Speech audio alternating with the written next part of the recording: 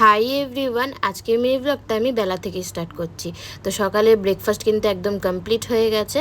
তো তাড়াতাড়ি করে স্নান টানগুলো করে নিয়ে তারপর পুজোটা দিয়ে নিলাম সুন্দর করে।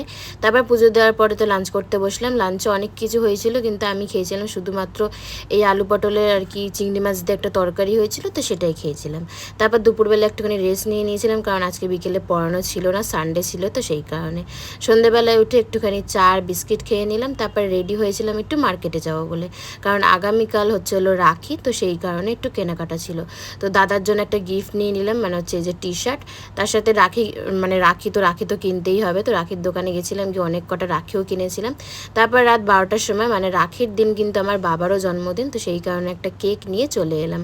তারপর রাত 12টার সময় কিন্তু আমরা সবাই মিলে বাবার আর কি জন্মদিনটা সেলিব্রেট করলাম। তো রাখির আগের দিনটাতে এইভাবেই কাটালাম। ভালো লাগলে লাইক, কমেন্ট, শেয়ার, আর অবশ্যই চ্যানেলটাকে সাবস্ক্রাইব করে নিও। চলো, টাটা।